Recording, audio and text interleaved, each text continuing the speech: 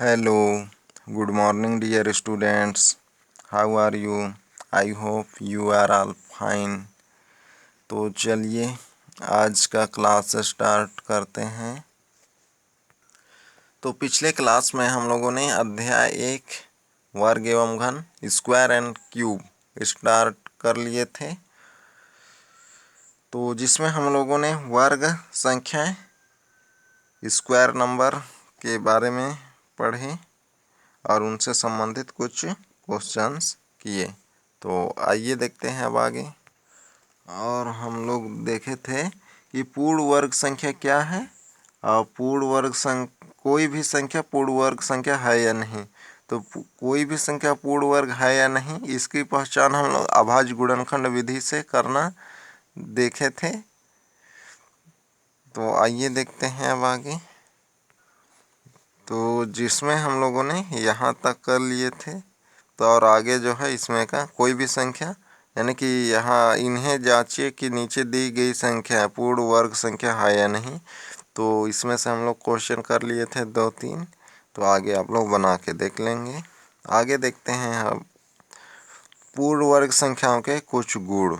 तो आइए देखते हैं पूर्ण वर्ग संख्याओं के गुण। तो इकाई का अंक देखकर पूर्ण वर्ग के पहचान, तो ये भी हम लोग पढ़ लिए थे। तो आइए फिर से एक बार देख लेते हैं।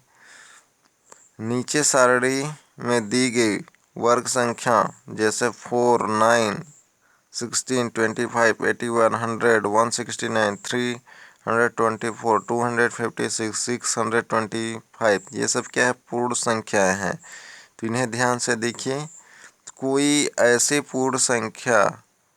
ऐसे पूर्ण वर्ग संख्या है जिनमें इकाई के स्थान पर 2, 3, 7 अथवा 8 है और संख्या को देखकर आप इनमें से निष्कर्ष निकाल सकते हैं। आइए देखते हैं।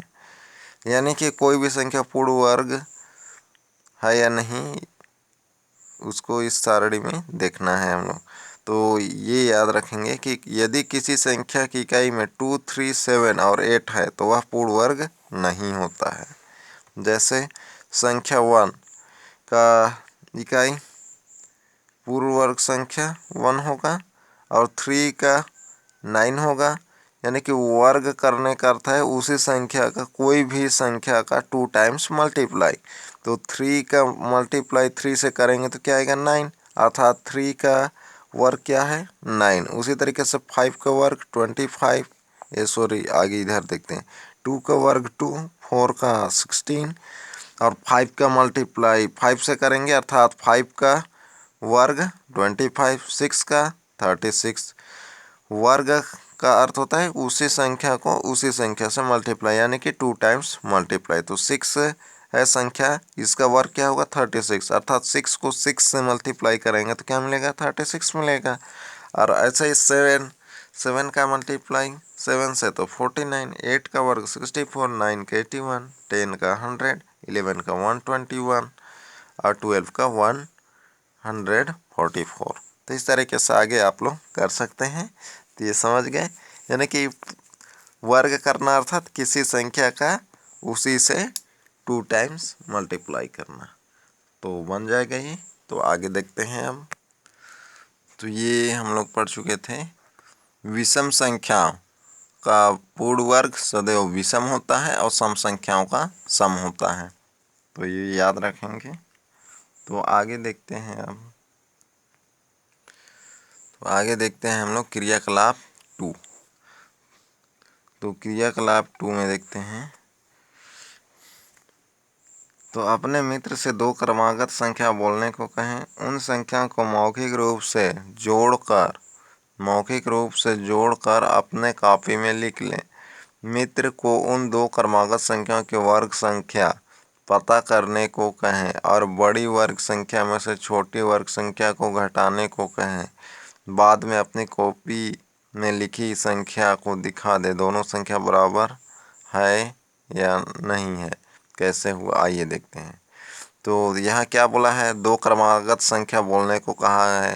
फिर उसके बाद उसको जोड़कर उन संख्याओं को मौखिक रूप से जोड़कर अपने कॉपी में लिख लेने बोला गया है। फिर बोल रहा है कि उन दो क्रमागत संख्या को वर्ग संख्या पता करने को कहें। वर्ग पता करने को बोल रहा है। फिर बड़ी संख्या के वर्ग में छोटी संख्या के वर्ग को घटाने को कहें। फिर बाद में अपनी कॉपी में लिख के दिखा दें कि दोनों संख्या है या नहीं, यानी कि जो आप सोचे थे वह है या नहीं। तो आइए देखते हैं। तो दो संख्या 4 और 3 है, सोच लिया। फिर उसका वर्ग करके माइनस किए तो क्या मिला 16, यानी कि 4 का वर्ग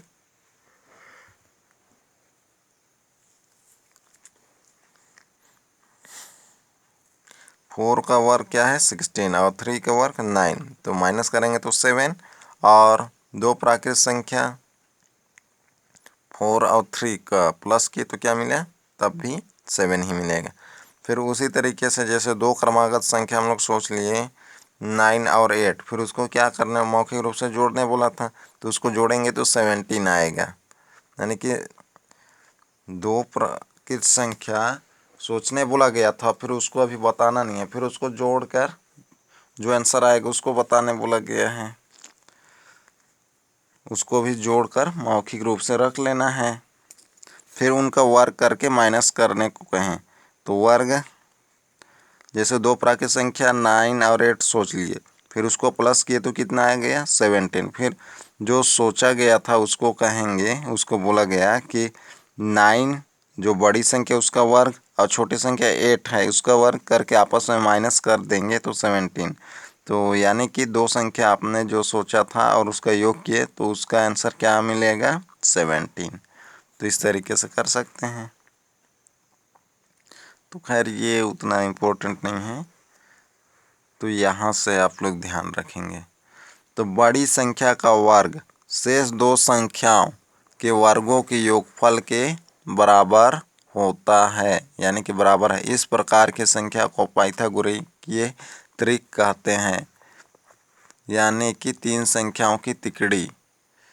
तो क्या है, बड़ी संख्याओं का वर्ग शेष दो संख्याओं के वर्गों के योगफल के बराबर होता है। इस प्रकार की संख्या पाइथागोरीय त्रिक या त्रिकीय कहलाते हैं, यानी कि त्रिक संख्या तिकड़ी।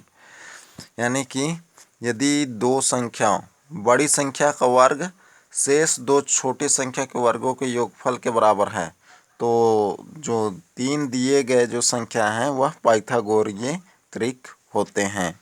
जैसे 3, 4, 5 ये पाइथागोरीय त्रिक है या नहीं, इसको पता करने के लिए क्या करना पड़ेगा, बड़ी संख्या का वर्ग करेंगे और उसका वर्ग जो है शेष दो छोटी संख्याओं के वर्ग के योगफल के बराबर है या नहीं। यदि बराबर है तो क्या है वह, ये जो समूह दिया है तीन प्राकृत संख्या, तो यह क्या है त्रिकीय है, यानी कि पाइथागोरीय त्रिक होगा। जैसे 5 का वर्ग करेंगे तो 25, तो बड़ी संख्या का वर्ग किसके बराबर होगा, शेष दो के वर्ग के योगफल के बराबर। तो शेष दो 3 और 4 है, इनका वर्ग करके प्लस करके देखते हैं। 3 का वर्ग 9 और 4 का वर्ग 16, तो 9 + 16 क्या होगा 25। अब बड़ी संख्या 5 था तो इसका वर्ग कितना है 25, तो आता है यह क्या हो जाएगा पाइथागोरीय त्रिक है। तो उसी तरीके से बाकी भी करके देख लेंगे। तो आइए देखते हैं आगे।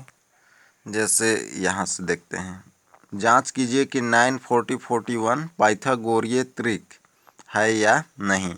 तो पाइथागोरीय त्रिक है या नहीं इसको पता करने के लिए अभी मैं बताया आप लोगों को क्या है, जो तीन संख्या दिए हैं उसमें से सबसे बड़ी संख्या का वर्ग शेष दो संख्याओं के वर्ग के योगफल के बराबर होता है, तो वह दिए गए संख्याओं का समूह पाइथागोरीय त्रिक है, और यदि नहीं होता है तो पाइथागोरीय त्रिक नहीं है। तो आइए देखते हैं। तो यहाँ 9 ये तीन संख्या है 9, 40 और 41 पाइथागोरीय त्रिक है या नहीं ये पता लगाना है। तो यहाँ पर दो छोटी संख्या ये हैं 9 और 40, इनका वर्ग करने से किसके बराबर होना चाहिए 41 के वर्ग के बराबर होना चाहिए। जब उसके बराबर हो जाएगा तो पाइथागोरीय त्रिक है। तो यहाँ पर क्या कर दिए हम लोग 9 और 40 का वर्ग कर दिए और वर्ग करने के बाद प्लस करेंगे, तो 9 का वर्ग 81 और 40 का वर्ग कितना हो जाएगा 16। वर्ग अर्थात यानी कि स्क्वायर करने का अर्थ है उसको 2 टाइम्स मल्टीप्लाई करना, अर्थात 9 का 2 टाइम्स मल्टीप्लाई तो 81 होगा और 40 का 2 टाइम्स मल्टीप्लाई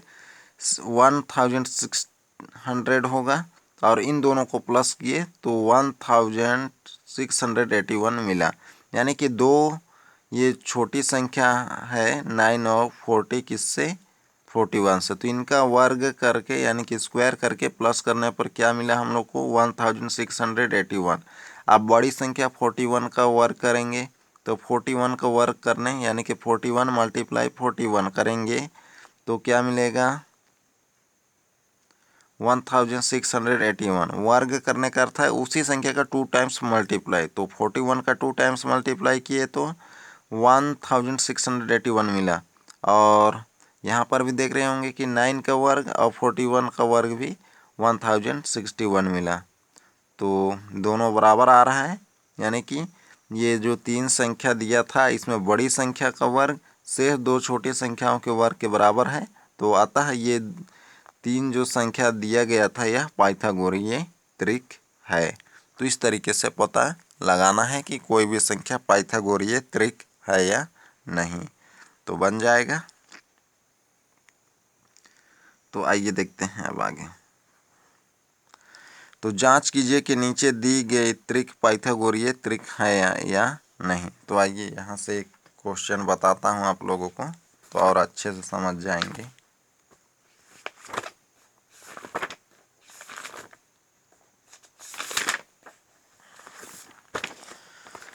तो संख्या है 5, 12 और 13 पाइथागोरीय त्रिक है या नहीं।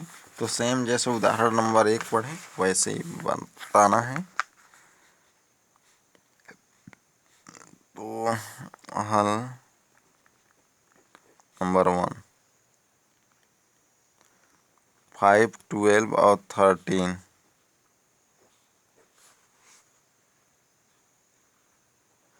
पाइथागोरीय त्रिक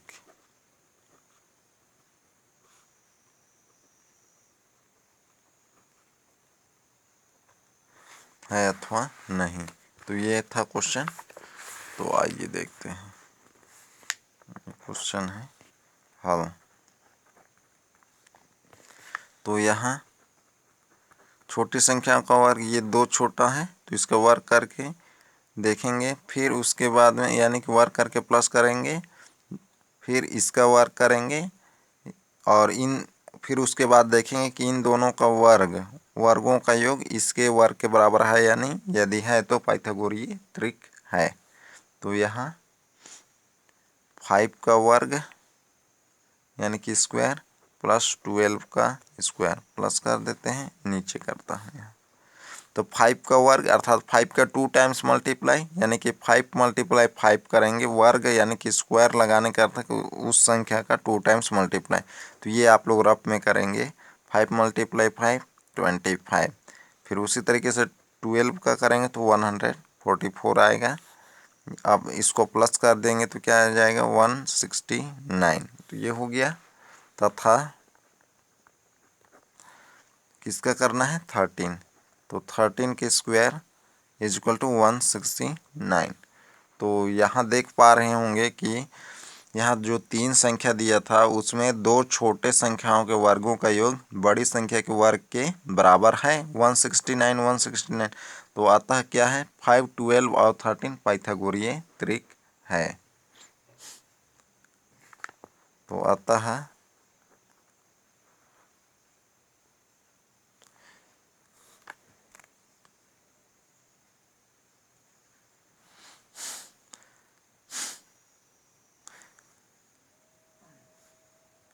5 square plus 12 square is equal to क्या मिला था 13 का स्क्वायर। यहाँ पर इसका क्या मिला था 169 इज इक्वल टू 169। यहाँ पर कर सकते हैं ये चूंकि लगाएंगे। अतः 5, 12, 13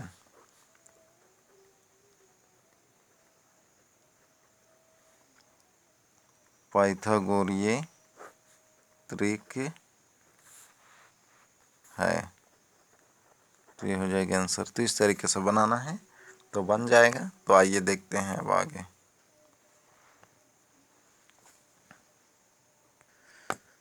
तो आगे जो 3 क्वेश्चन बचा है वो आप लोग बनाएंगे। तो ये अर्थात ये होमवर्क में रहेगा, तो ये होमवर्क में करेंगे। तो आगे देखते हैं संख्याओं के पूर्ण वर्ग बनाना।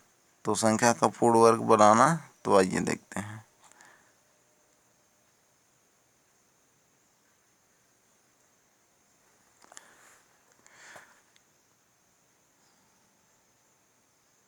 उदाहरण नंबर 2 से देखते हैं। तो वह छोटी से छोटी संख्या ज्ञात कीजिए जिसमें 720 को गुणा करने पर प्राप्त संख्या पूर्ण वर्ग हो। तो क्या बोला है, पूर्ण वर्ग बनाना है। वह छोटी से छोटी संख्या ज्ञात कर कीजिए जिससे 720 को गुणा करने पर प्राप्त संख्या क्या हो, पूर्ण वर्ग हो बोला है। तो इसके लिए क्या करना पड़ता है, सबसे पहले तो ये दिए गए संख्या है उसका अभाज्य गुणनखंड निकालते हैं। फिर उसके बाद उनके अभाज्य गुणनखंड के जोड़े बनाते हैं, यानी कि समान जो गुणनखंड होगा अभाज्य गुणनखंड, समान संख्याओं का जोड़ी बनाकर देखते हैं।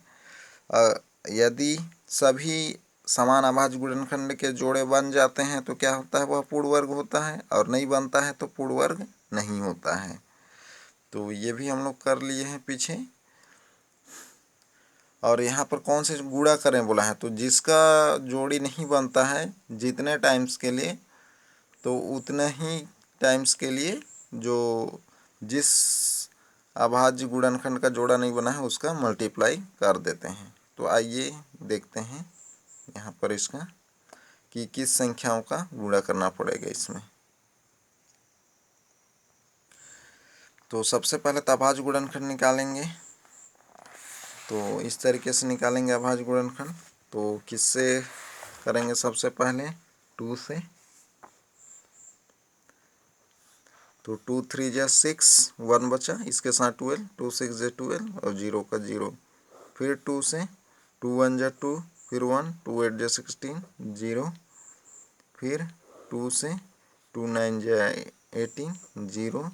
फिर 2 से, 2 4 जा 8 और 1, 2 5 जा 10। फिर किससे कर देंगे, 3 से, 3 1 जा 3, 3 5 जा 15। फिर 3 से, 3 5 जा 15, फिर 5 से। तो यहाँ पर 720 का अभाज्य गुणनखंड, अभाज्य गुणनखंड, तो अभाज्य गुणनखंड ये मिला है। तो इसको लिख देते हैं। 2 कितने टाइम्स, 4 टाइम्स, 3 2 टाइम्स और 5 1 टाइम्स। तो 2 multiply 2 multiply 2 multiply 2 multiply 3 multiply 3 multiply 3। अब यहाँ पर जोड़ी बना के देखते हैं। तो यहाँ समान अभाज्य गुणनखंड का बनाते हैं जोड़ी। तो 2 का 2 से, 2 का 2 से, 3 का 3 से, और 5 का नहीं बन रहा है जोड़ी। तो 720 क्या है, पूर्ण वर्ग संख्या नहीं है। तो इसमें क्या बोला था, वह छोटी से छोटी संख्या ज्ञात कीजिए कि जिससे 720 को गुणा करने पर प्राप्त संख्या पूर्ण वर्ग हो, ये बोला था। तो यहाँ पर तो जिसका जोड़ी नहीं बने रहता है उसी का मल्टीप्लाई करते हैं जो दिए गए संख्या है उसमें, और वही क्या होता है, अभिष्ट संख्या होता है। यदि उस संख्या को मल्टीप्लाई कर दें तो पूर्ण वर्ग बन जाता है। तो यहाँ किसका नहीं बन रहा है, 5 का जोड़ी नहीं बन रहा है, और एक 5 चाहिए तो जोड़ी बन जाएगा। जब सभी अभाज्य गुणनखंड के जोड़ी बनता है तो वह क्या होता है, पूर्ण वर्ग हो जाता है। तो और एक क्या चाहिए, 5, अर्थात किसका मल्टीप्लाई करना पड़ेगा, हम लोग को 5 का मल्टीप्लाई करना पड़ेगा। तो आंसर में, तो इसके नीचे आप लोग इसको लिख लेंगे, कि इसको लिख लेंगे आप लोग नीचे में, जैसे मैं लिखा ये जो है इसके नीचे में लिखेंगे। तो ये लिखेंगे आप लोग 720 के अभाज्य गुणनखंडों में केवल 5 का जोड़ा नहीं बना है, अतः पूर्ण वर्ग संख्या होगी, जिसमें यानी कि पूर्ण वर्ग संख्या कब होगी, जिसमें 5 का भी जोड़ा बन जाए। इसके लिए हमें 720 में 5 का गुणा करना होगा, अतः वह छोटी से छोटी संख्या क्या है, 5 होगी। तो अतः 5 वह छोटी संख्या है जिसका 720 से गुणा करने पर प्राप्त संख्या पूर्ण वर्ग होगी। तो इस तरीके से बनाना है तो बन जाएगा। और ठीक उसी तरीके से भाग में भी करना है, जिसका जोड़ी नहीं बनता है उसी से भाग देते हैं। जैसे यहाँ पर वह छोटी से छोटी संख्या ज्ञात कीजिए जिससे 140 को भाग देने पर भागफल पूर्ण वर्ग संख्या हो। तो यहाँ पर भी गुणनखंड निकालेंगे 140 का।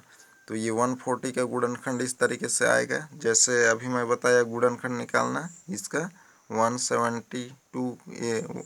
720 का, ठीक वैसे इसका आप लोग निकाल लेंगे। तो गुणनखंड जब निकाले तो इस तरीके से 2 टाइम्स, 5 1 टाइम्स और 7 1 टाइम्स मिला।